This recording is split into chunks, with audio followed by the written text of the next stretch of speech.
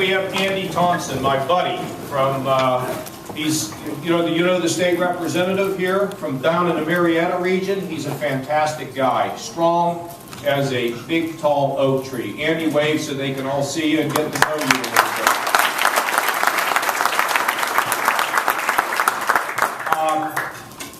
Hey, you know, I don't know whether any of you heard about this, but we had a pretty good football game Saturday night. I have to tell you that when we went up, my wife and I took our children, our 11-year-olds, to the game. And when we went up with 2 scores, I said to my wife, honey, we got to get out of here because it's going to be, you know, a lot of traffic and the kids get late, the kids, you know, need to get home. And to my surprise, she said, well, did you see the Nebraska game? Wasn't it just a great end? You looked at everybody in the state of Ohio. It was just fantastic. So that was good news. Well, look, it's great for me to have the opportunity to be out here to speak to all of you.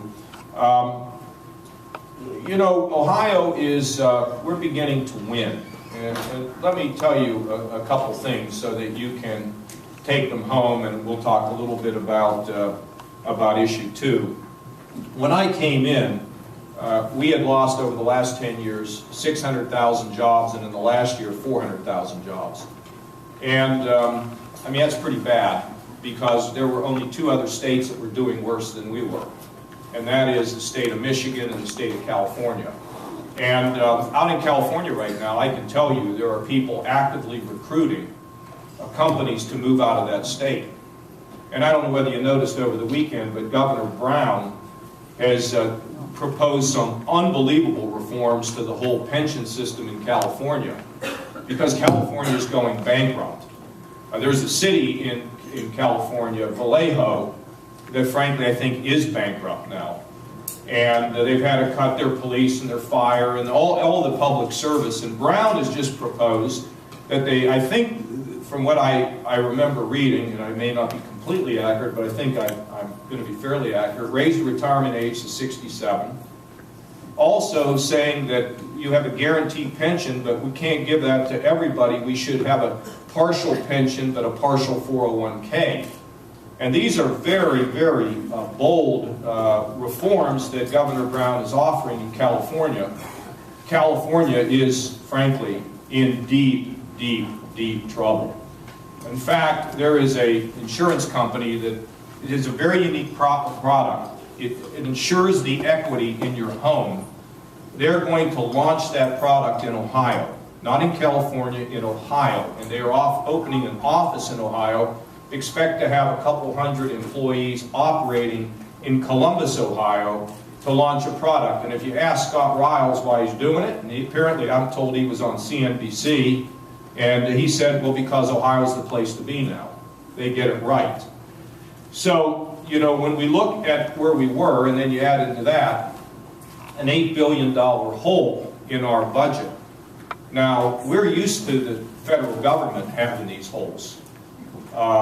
Back in '97, you know, I'd spent 10 years of my life getting us to a balanced budget and was one of the architects of the balanced budget in '97. And we did balance the budget the first time since we walked on the moon. We paid down the largest amount of debt in the modern history of the United States, and we had a surplus that I think was $4 or $5 trillion. That doesn't sound like that could be, does it? But it was true. And then they frittered it away and didn't take advantage of the opportunity to fix many of the programs. Here in this state, when I came in and we were $8 billion in the hole, I knew we couldn't raise our taxes because if we raised our taxes, we would drive more businesses out. So we did not have that opportunity. So I got together with my team, and I learned this back in the old days, and let me tell you the way I operate, just so you know. I don't play political favorites, okay? Well, good and bad. And let me tell you why. Because a lot of people want you to play political favorites, and when you stop doing it, they don't like that. Because it's a cushy thing for them. You know, and the special interests, you know, You know, if you're not telling them what they want to hear, or you're not doing what they want, they don't like that. Get very aggravated. They're still trying to figure me out. What they haven't figured out is, being the son of a mailman and having a mom who was highly opinionated, okay? Highly opinionated. In my DNA as a Kasich is you do the right thing. And the CEO is no more important than the janitor. Well, my dad was a mailman, and at one point, at the end of his life, he was a kind of a security guy. He sat at a desk at a community college, I'm told, and but had a big smile on his face. So when the president of the community college walked in the morning, he started him off on a good day. See, I don't look at people from the standpoint of what money you have or what your position is. That doesn't mean that much to me. Because when you come from the Keys Rocks, everybody's equal. And nobody gets anything special.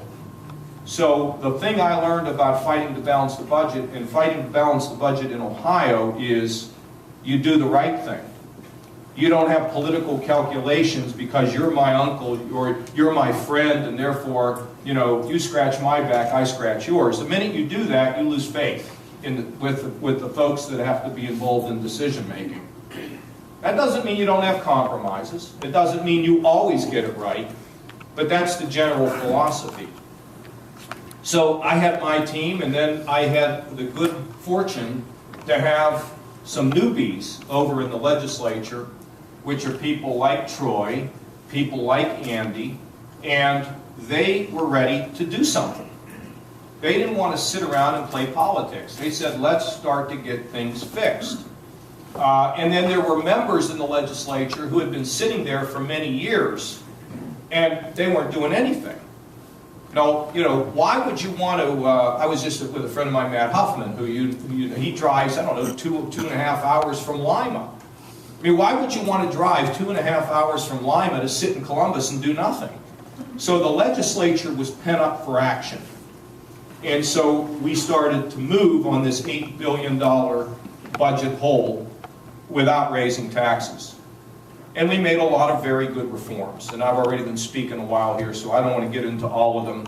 But one that you can all relate to is the reform we did with the nursing home industry. We said that if mom and dad qualify for a nursing home, then we ought to have the state in a position to have the resources that if they want to stay in their own home and not have to go into a nursing home, where they will be more independent and healthier and clearly happier, we should provide that. We've been waiting to do that for 25 or 30 years in this state, but the lobbyists got their way. Guess what? We got it done, and now if mom and dad want to stay in their own home and they qualify a nursing home, they can do it as a result of the action by the legislature at a fifth of the time.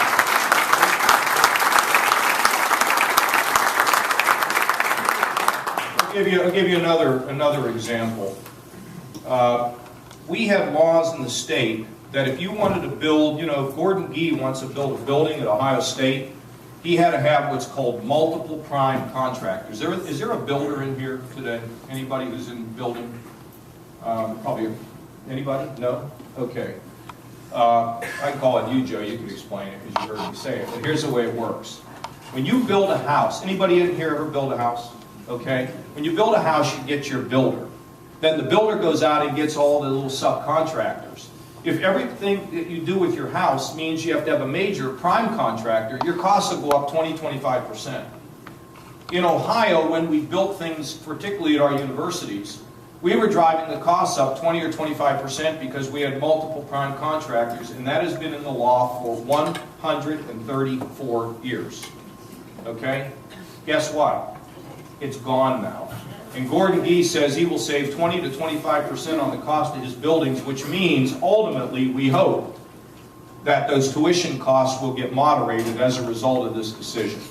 That was not an easy decision, but it was a decision that the legislature stood up and got done. Now, as a result of that and many other reforms, we have ourselves in a position of where we no longer have a budget deficit. Now, if you're going to, be thinking about cool things you're going to do, but your budget is a shambles, you've got to get that straightened out.